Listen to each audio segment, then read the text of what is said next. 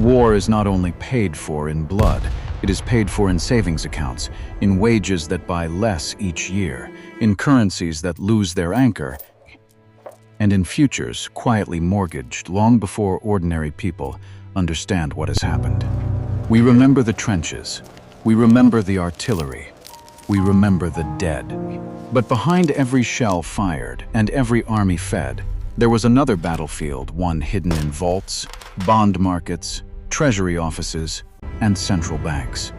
That is where the real cost of war was organized. Because wars do not consume only metal, fuel, and men. They consume trust, they consume the credibility of money, and once that process begins, society itself starts to change. Prices move, debt expands. Power shifts upward. The state grows more dependent on promises it may never fully keep. So here is the question that matters. If war demands unimaginable amounts of food, steel, labor, transport, and ammunition, who actually pays for it? Is it the government, the banks, the defeated? Or is it, in the end, the ordinary citizen slowly, invisibly, over years? The answer changed the modern world. And once you see it, you will never look at war, money, or power the same way again. Every nation at war speaks in the language of honor, security, duty, survival, civilization itself. But beneath those noble words lies a harder truth. To fight a long war, a state must do something deeply dangerous. It must weaken the very monetary limits that once made its power believable. Before crisis, restraint creates trust. A currency holds because people believe there are rules behind it, that spending has limits, that debt can be repaid, that money still answers to something greater than politics. War changes that. The longer a war lasts, the less a government can rely on discipline, and the more it must rely on promises. It borrows beyond comfort. It issues claims on the future. It asks banks to stretch. It asks citizens to believe. And when belief begins to thin, it does what states have done again and again throughout history. It changes the rules. This is the paradox at the center of modern power. A government goes to war claiming it must protect the nation. But to sustain that war, it often destabilizes the money, trust, and social balance that hold the nation together. So the question is no longer only who wins on the battlefield. It is this: what happens to a society when survival is financed by breaking the limits that once made it stable? Before 1914, Europe lived inside a monetary order that felt solid. Gold sat at the center of it, not as decoration, and not as myth, but as discipline. Paper money mattered because it could, in principle, be turned into metal. That promise gave currencies weight. It told merchants, savers, banks, and governments that money was not limitless, a note was not merely paper. It was a claim tied to something harder than politics. That is what made the gold standard powerful. It created confidence across borders. Trade could expand. Credit could travel. Empires could settle accounts with a shared language of value, but that stability came with a constraint. States could not spend without end, and still pretend their promises were equal to gold. That limit mattered. It restrained governments in peace, and it made total war far more difficult to finance honestly. And yet, by the summer of 1914, much of Europe still believed the old order could survive the storm. Leaders assumed the war would be short. Elites assumed reserves would hold. Citizens assumed the rules behind money were still intact. This was the illusion. Europe entered industrial war, carrying a monetary system designed for restraint, then asked it to survive mass mobilization, empire-scale logistics, and endless expenditure. For a brief moment, everything still looked stable. That was precisely the danger. Then mobilization began, and almost instantly, the old financial logic started to break. This was not a limited dynastic war, fought by small professional armies for a season. This was industrial war. Millions of men pulled from civilian life. Railways redirected, Factories repurposed: steel, coal, grain, horses, uniforms, shells, rifles, boots, medicine. Transport, everything had to be gathered at once, and then replaced again and again and again. The scale was overwhelming. Gold had imposed discipline in peacetime, but gold was too slow, too finite, too rigid for a war machine that consumed entire economies by the day. The costs no longer moved in measured sums. They surged in waves, and that changed the meaning of the state. Government was no longer merely collecting revenue and keeping order. It was becoming a command center for total extraction of labor, industry, food, credit, and belief. This was the first real break. Not when the guns fired, but when leaders understood that the war could not be financed honestly within the old rules. If they stayed loyal to the monetary order they had inherited, they risked military failure. If they broke it, they risked something slower, deeper, and more dangerous. So they chose survival, and the moment they did, money itself began to change. A state can raise money in two basic ways. It can take it now, or promise to take it later. In theory, war could be funded through taxation. In practice, that was rarely enough. Taxes move slowly. They must be assessed, collected, enforced. They provoke resistance almost immediately. And in a total war, governments do not need money next year.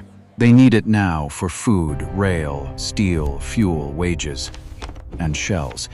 That is why debt becomes so tempting. Borrowing allows the state to pull future resources into the present. It delays pain. It softens political backlash. It creates the appearance that the war can be financed without immediate sacrifice on a scale the public might refuse. But that appearance is deceptive. Debt does not remove the cost. It rearranges the timing of the cost. Instead of taxing the population fully in the present, the state issues claims on future income, future production, future stability. The burden is not erased. It is pushed forward.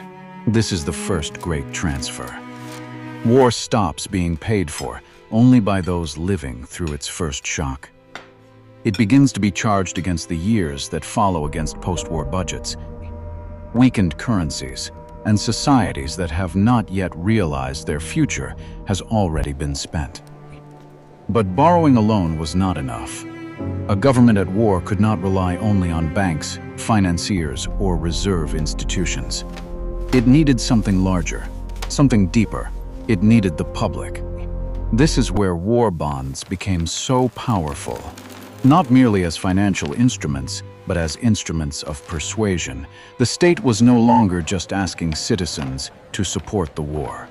It was asking them to lend their savings to it and to treat that act as honorable, responsible, even patriotic. That changed the emotional meaning of money. A household's savings were no longer private protection alone. They became part of the national struggle. To hold back could feel selfish. To subscribe could feel noble. Posters, speeches, ceremonies.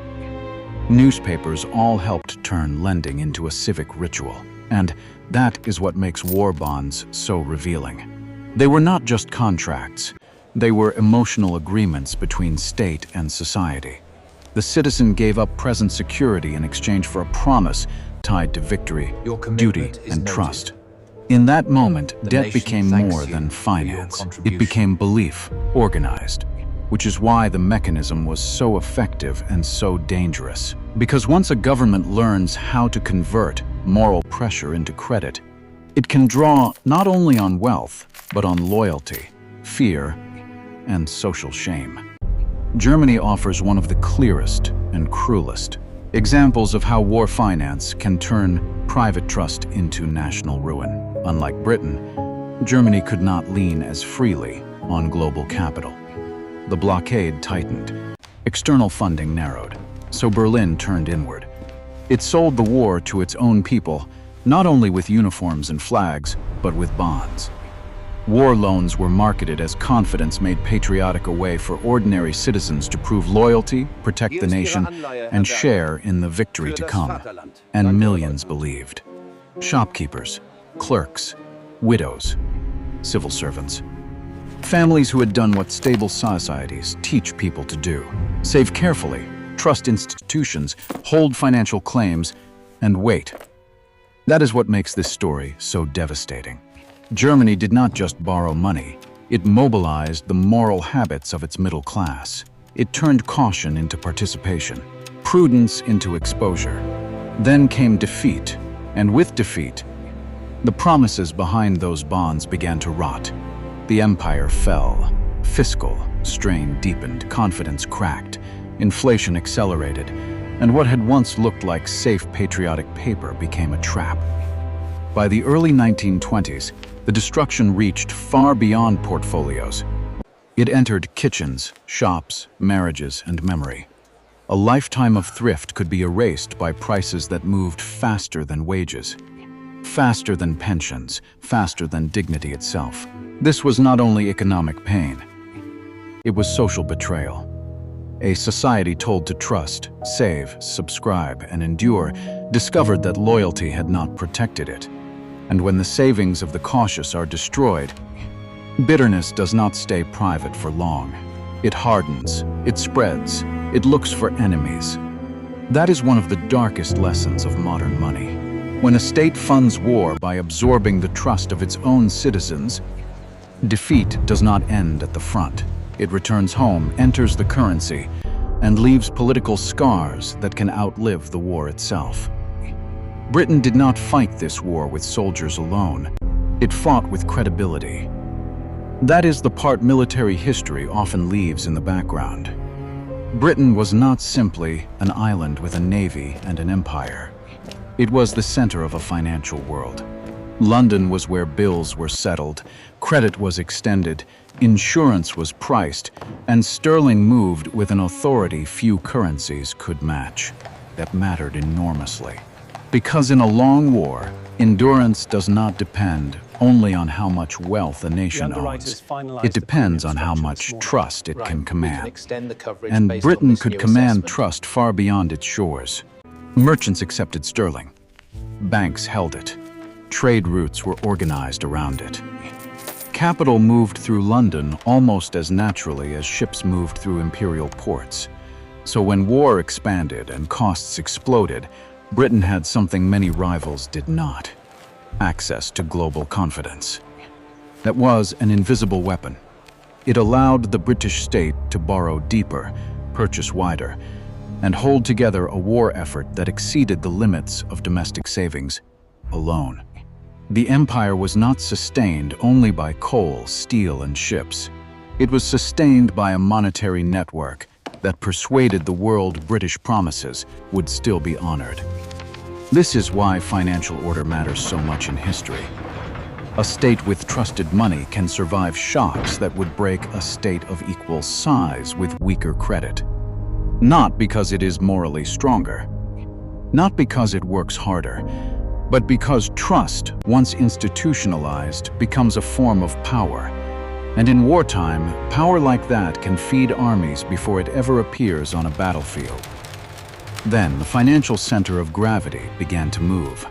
At the start of the war, the United States was not yet the commanding financial power it would become. Europe still carried the prestige. London still carried the habit of trust. But war has a way of exhausting old centers and enriching the ones that can finance the emergency from a distance. That is where Wall Street entered the story.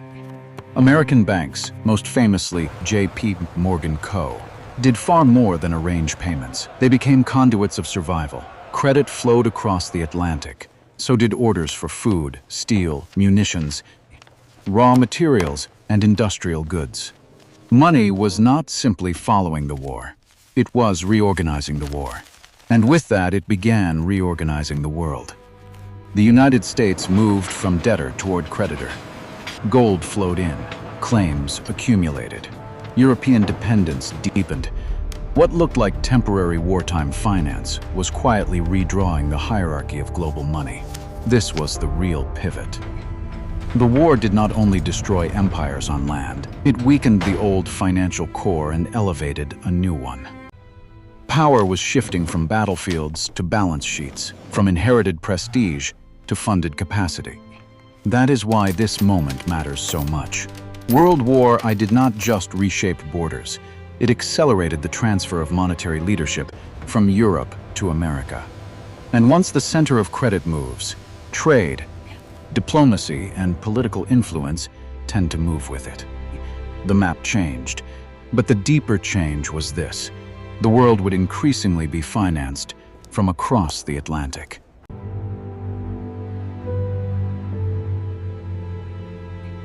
Russia reveals another side of the same story. A state can look immense on a map, field millions of men, and still be far weaker than it appears. Because military size is not the same thing as financial endurance.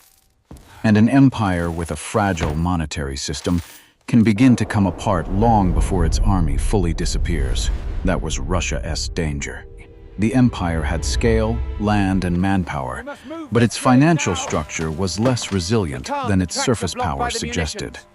War placed unbearable pressure on transport, supply, prices, and state finance all at once. Borrowing grew, strain deepened, and as the war dragged on, the ruble began to lose the confidence that had helped hold the system together. That is when monetary weakness became political weakness. Inflation does not only distort prices, it distorts daily life. It reaches bread lines, wages, rail movement, city unrest, and the credibility of authority itself. And once people stop trusting money, they begin to question the institutions standing behind it. In Russia, that process became explosive. The crisis did not remain inside ledgers or ministries. It moved outward into streets, barracks, households, and finally into the regime itself. What collapsed was not only purchasing power, but obedience. This is why Russia matters so much in the history of money. It shows that when financial trust breaks inside a strained empire, the result is rarely contained. Monetary disorder can become social disorder, then state disorder, then revolution. And once that chain begins, collapse can move faster than power ever did. Up to this point, the story has been about borrowing. Now it moves deeper, because debt alone was not enough to sustain a war of this scale. Sooner or later, governments ran into a harder problem: the monetary order itself. Under the gold standard, paper currency carried discipline because it remained tied, at least in principle, to conversion into metal. That link did more than support exchange. It imposed a limit. It told states, banks, and citizens that money could not expand without consequence. War made that limit intolerable. The demands were too large, the withdrawals too dangerous, the reserves too finite. If governments kept honoring full convertibility, gold would drain away, confidence would fracture, and the machinery of war could stall. So the rules were suspended. And that moment was far more than a technical adjustment. It was a civilizational break. The state was no longer saying, "Our money answers to gold." It was saying, "Our money answers to necessity, and you must trust us." That changed everything. Once paper no longer had to obey metal in the old way, political power gained a new freedom. Spending could stretch further. Credit could grow faster. Promises could multiply beyond the discipline of reserve. This is one of the great turning points in modern money. Not because gold disappeared overnight, This was one of the great but because the turning points in state modern discovered money. that, in As an fresh emergency, wartime belief clothes could be overshadowed asked the to old do the work reserves. that metal once did. And once that door opened, history never fully closed it. By now, the pattern is clear. The cost of war did not stop with the men in uniform. It moved outward into households, pay envelopes, savings drawers, shop counters, pensions, and rent. That is the part official history often softens.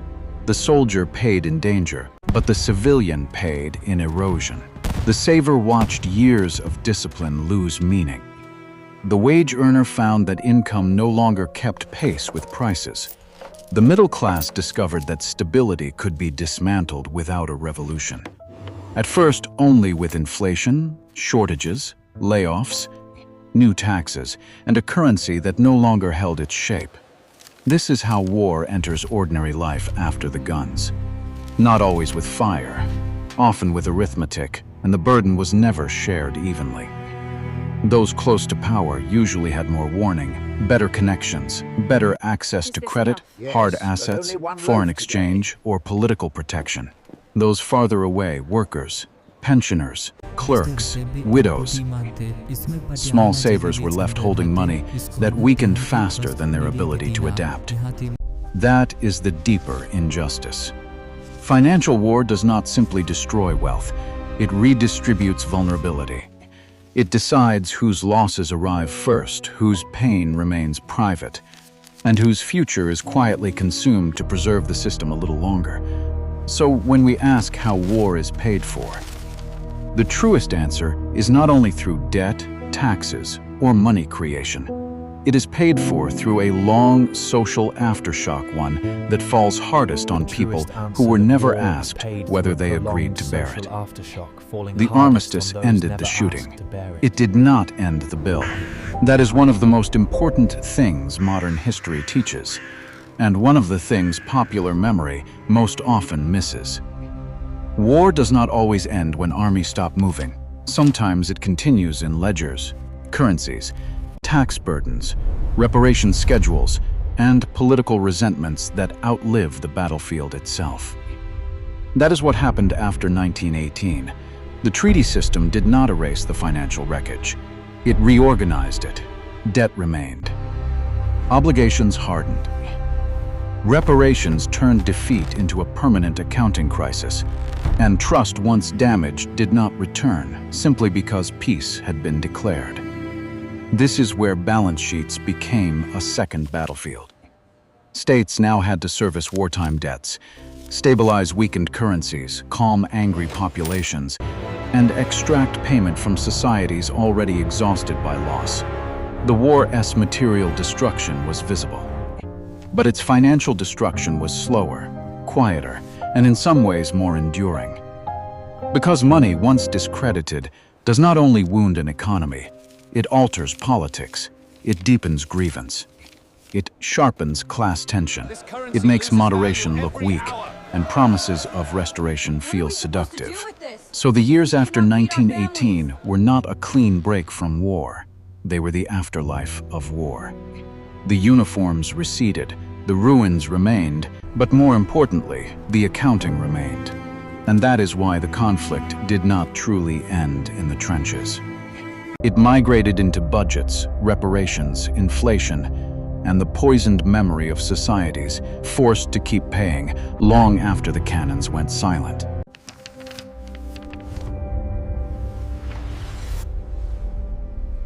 The details change, the language changes, the institutions change, but the pattern is harder to escape. A large crisis arrives. States claim emergency. Spending moves beyond normal limits. Debt expands faster than the public can emotionally process. Monetary restraints loosen. The immediate shock is contained. The deeper cost is delayed. And then, slowly, society absorbs what politics refuse to face all at once. That is the pattern worth noticing. Not because every crisis is identical to war, and not because history repeats with mechanical precision, but because modern power has learned the same habit again and again. When the present becomes unbearable, push the burden forward. Spread it through debt. Dilute it through money. Manage it through language. Let time carry what the public would resist if charged in full immediately. This is why the aftermath matters as much as the emergency. The visible rescue often comes first. The social bill comes later, in weakened purchasing power, in distorted asset prices, in long fiscal strain, in political anger that seems at first to come from nowhere. So the lesson is not that the present is identical to 1914. It is that once a system discovers how to suspend limits in the name of survival, it rarely forgets the method. And every time that method returns, the final payer is usually the same. the society that lives downstream from the decision. So in the end, war is not truly paid for by victory. Victory may decide who writes the treaty. It may decide who stands at the table and who kneels before it. But it does not erase the deeper bill. That bill is paid in trust drained from money, in savings made smaller without being touched, in wages that arrive on time but no longer carry the same life, in futures pledged away before the public can see the pledge being made. This is the deeper cost of financial war. Not only that states borrow, not only that currencies weaken, but that entire societies are taught, slowly, to live inside promises stretched beyond their old limits. That is why money matters so much in history. Because money is never just a medium of exchange. It is a structure of belief, a discipline on power, a map of who absorbs shock and who is protected from it. And when crisis comes, the truest test of a system is not what it says, it is how it pays. If you want to understand power, do not look only at armies, speeches, or flags. Look at the method of finance beneath the emergency. Look at who is asked to trust, who is allowed to hedge, and who is left carrying the diluted currency when the crisis has passed. That is where the real history sits, not only in the battlefield, but in the balance sheet that survives it.